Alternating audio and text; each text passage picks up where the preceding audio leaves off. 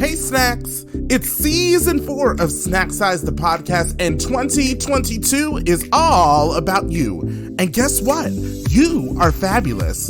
It's time to open doors and embrace new opportunities. And your dreams can and will come true if you just take the time to pursue them. So this season is a cheers to you, finding your fabulous life. Our time together starts now. Hey Snacks! If you have ever tried to make new friends as an adult, you probably know that making new friends is pretty hard. And in her new web series, It's Not You, my guest today explores the experience of making new friends as an adult. Since moving to Minnesota in 2002, she has produced 3 short films under her independent film production company, Djini Productions, including the 10-time festival-nominated short film 911. As a filmmaker, she aims to shed light on characters and stories that are not often told. She created her production company with a mission of enhancing the dynamics of film production through diverse representation both in front of and behind the camera. And of course, I am so excited to have been selected as a part of the cast for this web series. However, none of this would be happening without the hard work and dedication of my guest today. Her story is so inspiring, I cannot wait for you all to hear it. So please welcome to Snack Size, producer, writer, and director, Alison Guessou. Let's give her a call.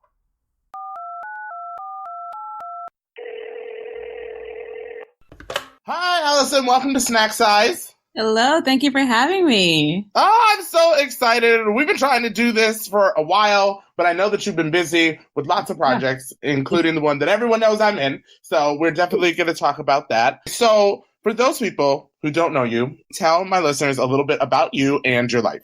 Yes. So my name is Alison Guessou. I am originally from Cameroon, which is West Africa.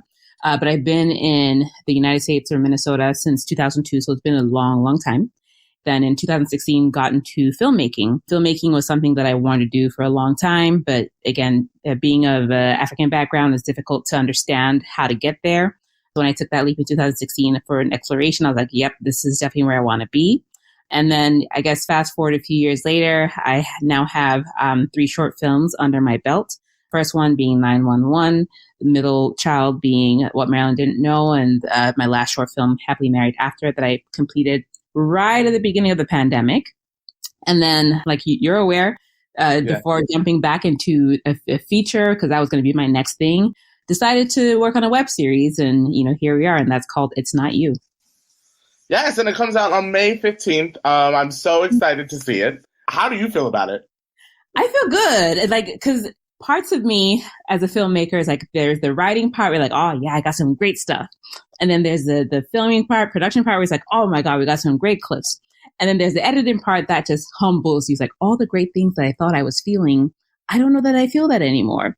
But after cutting stuff down, working with the editor, we got color sound. It's like, okay, this is coming together. I wasn't crazy after all. So I'm feeling good, but it's like that good apprehension where it's like, I hope people love it as much as I do. So I'm excited.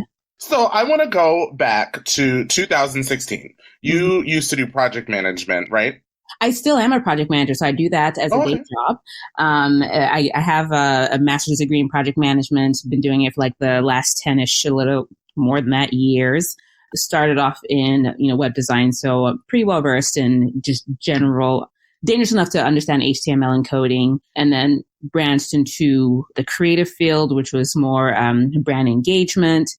Did a little bit of software as a service. Now I'm back into kind of like microsites. So it's project management in essence, but definitely, a varying of industries.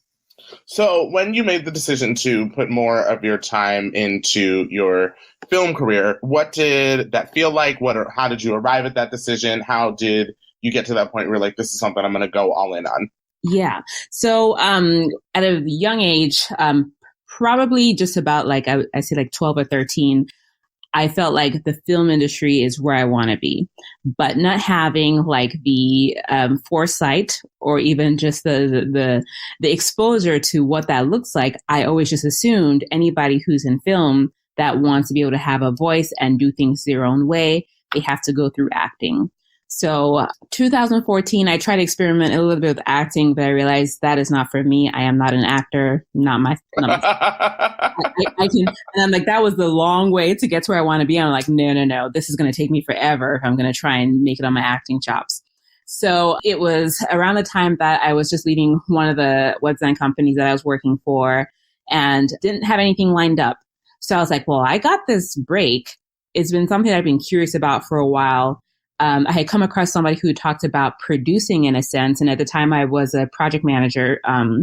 So like, well, let me see what it means to produce. So I did a little bit of digging and realized that a lot of the skills that I have as a project manager ties into being a producer. And then on top of that, the producer also gets to call the shots. So I was like, okay, this is definitely, more of the speed of where I'm going, because again, I can realize a project from nothing because that's my background. I can figure out budgets. I can, get a sense of what kind of resources it needed to get to put it together. So that year that I was taking the break, I was like, okay. And at the time too, 2016, I was married, just newly married. So I told my husband, hey, I really want to explore this thing. This feels like the best time, because not that I'm not going to look for a job in the future, but if this pans out the way that I want it to, then hey, we're both going to be living our dream, but I want to give it a shot. And, I'm thankful that he was supportive of that, because not knowing where that next paycheck is going to come from, knowing that you still have student loans. Absolutely. Not only undergrad, but grad school on top of that. It was like, okay, this, and we owned a home as well. So it was like just a lot of things that were rolling on. What does this kind of film future look like? So it took the leap. And because again, I never went to film school, my thing was, I just want to get exposure to anything and everything. So if there was a production happening in town, free or not, I put my name into the hat to be like, consider me as a production assistant. Because again, that was for me was the avenue where I could get to understand being behind the camera and seeing what people do. You can get a sense of the different departments and how they operate, how they interact with each other. So that was the opportunity for me to pick up that kind of knowledge. And then being the project manager and just the Aries that I am, I'd already charted my course. Like, okay, I'm going to do this production assisting thing for a little bit. Then I'm going to jump into production coordinator. Then I'll become a production manager. And then I'll become a producer like that. But that first year doing the whole freelance bit just humbled me, because at first it was exciting. It was great. I was getting, some paid opportunities more on the commercial side. Anything narrative, which is where I personally want to be, wasn't paid. But again, my thing was exposure, learning. So it wasn't a big deal for me at the time. But then it got to a point where, because I did it maybe sometime about October. And then as you get towards the winter, it kind of slows down and it's quiet. Mm-hmm. And then January rolled around and it's like stuff wasn't picking up the way that it needed to. And the reserves that I had in terms of my savings was dwindling. So it was getting really depressing to the point where it's like, okay, I'm reaching out. And the filmmaking industry, especially for Minnesota being so small, you really do have to know people. Everything is word of mouth. So unless nobody knows you, chances are you're probably not going to get on it.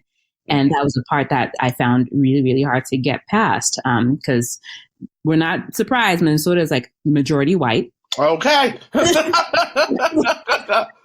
and they know they people that, they have their friends. So it's like, okay, how do you break into such a clique? And it was difficult. In one of my, very, very down days, I was talking to my neighbor when I lived over the South Side, and he was like, you know what, if you're not finding what you want, you just have to go ahead and start creating those opportunities for yourself. And it was scary at first, because I was like, I don't know anything, and who's going to believe me? I'm just coming here saying that I don't want to be that next person that's just like, oh yeah, I'm going to make a film. And then I'm one of those people that I can be cynical about my stuff, very, very optimistic, but very cynical too sometimes. It's like I'm just come out here and break out with the feature film, and all of a sudden it's like everybody's going to want to work with me. That's not my reality, right? Right. Started off with just thinking, okay, what can I do from a short film perspective just to get me to understand the system? And then remembered a guy that I worked with a couple years before. His name is Justin Christopher Ide. I'd been on one of his projects, actually a couple of his projects. And so I decided to reach out to him and be like, hey, I want to do this film thing. I don't really know where to go. I'm going to try. I wrote the script, never done script writing before or screenwriting before. And I was like, can you just help me figure out how I can produce this, bring this to life? And so having that kind of partner really did help. in terms of giving me like that boost of not only confidence, but making me feel like, all right, this is definitely attainable if you can just figure out the pieces that go together. That's amazing. It is just a beautiful story of dedication. And it goes to show that if you want something, sometimes all it takes is just doing it. It reminds me of when I started doing drag. Mm-hmm. I started like a year before RuPaul's Drag Race was like even a thing, like the very first episode. And I used to just get dressed up and go to bars. And if the DJ played a song, I knew I just started performing, you know, and sometimes it is really that simple. Like if you want to do something, just start doing it, and then you're going to make the connections. You're going to meet people. The doors are going to start opening, but it's all just because you chose to start and just because you don't have the school or the training, or you may not even know what you're doing. Right. It will get you somewhere as long as you just take that first step. Exactly. And sometimes I still don't know what I'm doing, but it's like, hey, you know what? We're just going to keep, like you said, one foot in front of the other until we get to the end. So I know that one thing your production company, Djini Productions, focuses on is diversity. Talk to me about how you feel Black people and Black women are underrepresented or how they're represented in film and what you want to do with your projects to change that. Yeah. So being a Black woman, you know, African woman, it is like blatant. Like there's so many times and it's a subconscious thing for me, but then more times than not, it just, you know, rises to the surface. But like when you watch TV shows, movies, reality, whatever it is, Black women are always missing. And like, no matter, like, and that got to me because it's like, we're not invisible. And if we are on screen, it's always, you know, a tropey type of character where it's like, you know, we're the best friend, or, you know, you're just there to, you know, meet that quota, but it didn't feel like there's ever anything of essence. Mm-hmm. And then whenever we were on screen too, it just always felt like it was something traumatic.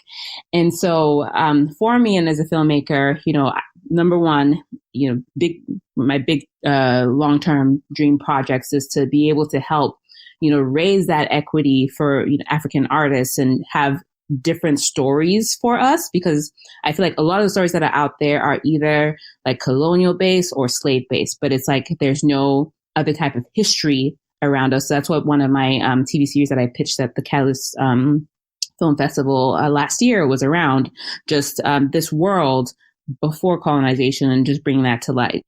And then again, being a Black woman, knowing that we don't get to be represented as much as the, you know, our other counterparts tend to be. In recent years, that's changed, of course, with Issa Rae, Ava DuVernay, and you know, folks like that. But again, it's like, I just always felt like I wanted to see more women of melanated skin on screen, not just in one facet, but multifaceted. We're not a monolith. We're diverse within our group as well.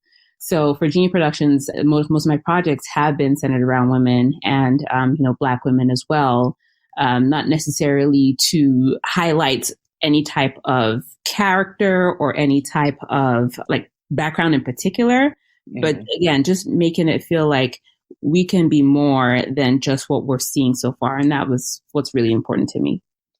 I want to touch on something that you did for me with It's Not You. Certainly, let me say, when I think of marginalized groups or minorities, Black women certainly have the hardest struggle, in my opinion. But as a Black gay male, what I appreciated about your films that I don't see in a lot of other films is that now gay men and queerness are now a part of the conversation, right? Mm-hmm. But I still feel that in a lot of Black media, we are still have moments where we're the butt of the joke. Like if we're in the room, someone's uncomfortable. And what I really appreciated about the script and being a part of your project is that I was just there and I was just fabulous, you know, and that was all it needed to be.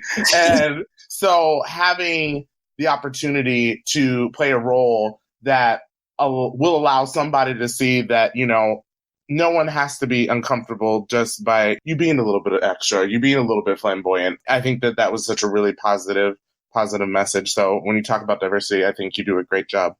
I love it. And I really do want, you know, marginalized folks to feel seen, right? And, you know, part of writing Andre into the script, I do have plans, you know, when we're talking about season 2, 3, 4, and however long we can do this, for that character to grow. I'm happy that you felt that, because that was something that I really wanted to be sensitive to and careful in writing. So I appreciate that. Speaking of writing, I want to talk about your writing process because people need to know that in addition to creating, you are writing this stuff. Talk about a little bit of your writing process and where you get your inspiration from for your ideas. Yeah, sometimes it's a little bit of everything, right? So in general, I have like maybe a not so much a scene, but like an occurrence that I think of, and then basically try to build a story around that. So in It's Not You's case, I've struggled with this in the past. I've been hearing it a lot from folks. Making friends as an adult is difficult. Friends as an adult is difficult. Yes. And so I wanted to, again, just from the term of keeping it light, not make it preachy or teachy, explore what does that mean. And another part of that was making sure that it really did focus on female friendships, because that's, a topic of conversation where sometimes it can feel toxic, and other times because your friends or really, really close friends, some folks may put on wrong labels when it's just like, no, this is just a genuine friendship. And didn't want it to evolve around like romantic relationships, because that's a lot of what you get to see right now. Mm-hmm. So when I was writing this, I was thinking of it more of like when you think of a rom-com, but it's just two women who want to be platonic friends. And so, yeah, so when I write, it really just starts with a thought or an idea or something that I think, it'd be great to kind of explore what this means. And in the levels of my brain, there is some, deep meaning to it. Sometimes it shows on screen, other times it doesn't. But I feel like for each of my projects, that's kind of been different. Because like my first two short films, I remember just there's a Lifetime movie on. I thought about this and what I was feeling, and basically hashed out over a bottle of Moscato, Yes. For It's Not You, I try to do a little bit more digging, because like a web series, I've never done that before.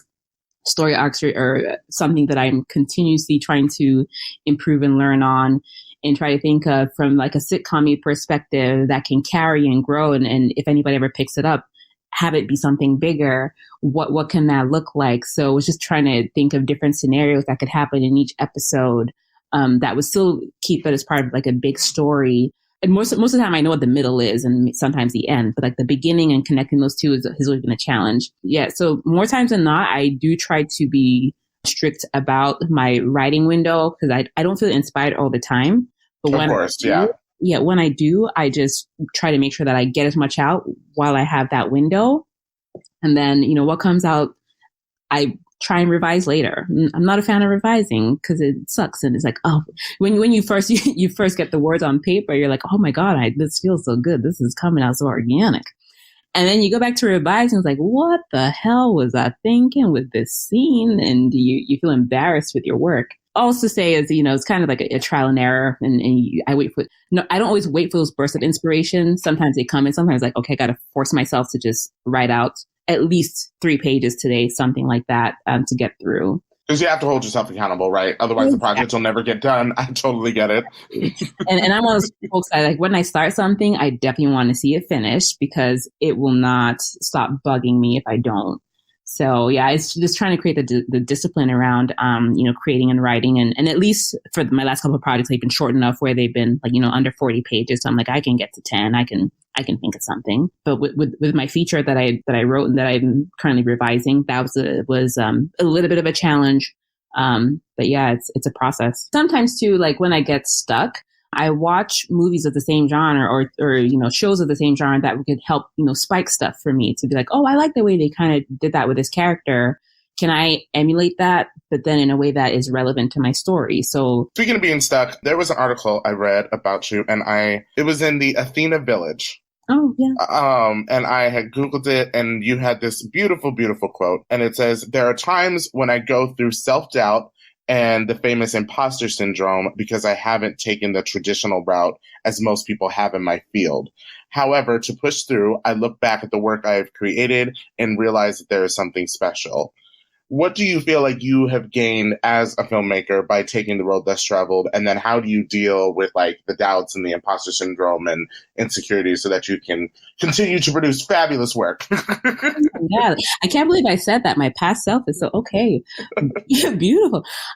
So talking about imposter syndrome, one way, again, it's never this simple, but I'm going to say it. But one way I try to get over it is that everybody feels this. It's not unique to me. Yeah. Mm-hmm. So to put myself out there, the only reason why some people who have been quote unquote overnight successes is because they did that too.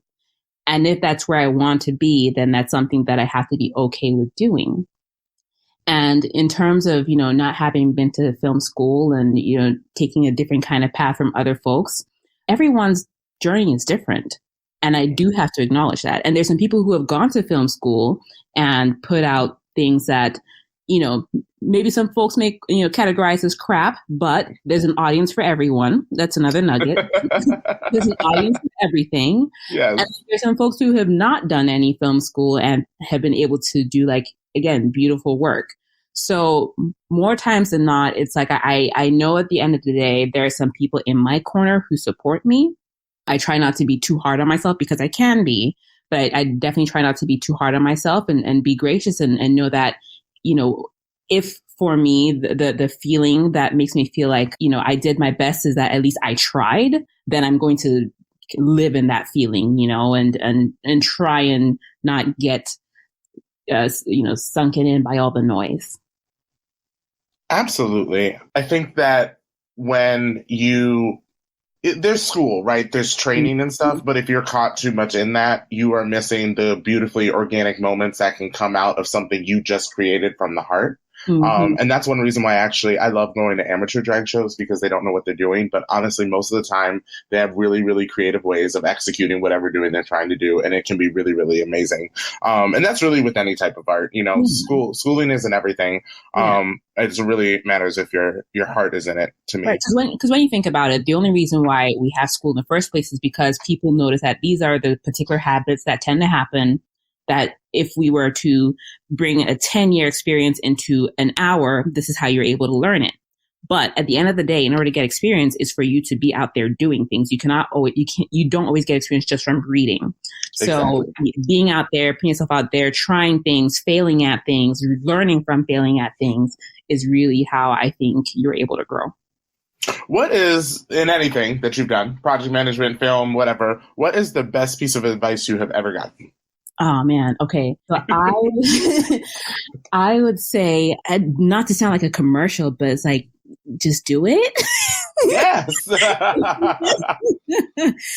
It's like you give yourself the opportunity, because you should be, and not to sound overly cliche, but you should be your biggest fan. And I'm not saying be like obnoxious, but it's like, if you're not in your corner, then how can you convince other people to be in your corner, So root for yourself and give yourself that opportunity. Oh, I am obnoxious with it, honestly. I am. I when I did my performances, and even with me like promoting, it's not you. If you're not excited, no one else is gonna get excited, there right? You go. There you so go. I say go over the top, be obnoxious, make sure everybody that knows. One of my favorite social media stars, they got famous by having Tap Your Neighbor Tuesday. And It was tap your neighbor and tell them about me. And so I do try to keep that energy with all of my projects. I love it. Tell your friends. All right. So I have asked this on every podcast. What do you feel is the secret to a happy and fulfilled life? So mine would be to basically set your expectations. Don't base it off of someone else's, because maybe someone else's happiness is, everybody's happiness is $10 million, but not all of us are going to get there, right? But at the same time, if your happiness is sleeping in, have that be your thing. Like, I love to sleep, I love to rest, so I make it a priority on my weekends to get that in. If your happiness is, seeing people, have that be it. So for me, if it's like, it's not a grand thing. It's just those little things, those expectations that, again, it's not work, but that you set out for yourself. If you're able to meet those, that keeps you happy. So if listeners want to follow you, where can they find you at? Yes. So I do have Instagram and Facebook and Twitter accounts for Djini Productions. That's DJINI Productions. Except on Twitter, it was too long, so I had to cut off the S. So it's just Djini Production. And that's also www.djiniproductions.com. So I keep that the most updated. The offshoot projects that come from that tend to have like their own, at least Facebook pages. But yeah, the best way would be through Djini Productions. Awesome. And then It's Not You is premiering on YouTube. Is that right? It is premiering on YouTube. Yep. So what I have planned to do, because I've been going back and forth between, do I want to release everything at once? Do I want to do once a week? Whatever. And I want to leave a little bit of anticipation. Like, it's going to be beautiful when watched all together, and I get it. But just to help get people engaged and hopefully, excited about it as much as I am, I'm going to be releasing 2 episodes each Sunday, and it's going to be Sunday at 7. I want to do live streaming for those. So it'll be great to like get interactions with folks and just kind of get people's feelings real time. They're really, really short episodes, so it's not going to eat into anybody's weekend. They're all between like 3 to 5 minutes. But yeah, starting May 15th at 7 o'clock on YouTube, I'll be there live. Oh my goodness, that's so exciting. Well, I'll be tuning in. Yes. I'm looking forward to it. And thank you so much for stopping by Snack Size. It has been a joy having you. I can't wait to see all of your future projects. Oh, it's been a pleasure. Thank you so much for having me. All right, Snacks. Until next time, go be fabulous. Hey, Snack. I hope you enjoyed this episode. Now, I know you don't want to miss out on the party, so head on over to www.snacksizepodcast.com and sign up for email alerts about new episodes and very special announcements from me. Until next time, step out into the world and let them know that you are fabulous.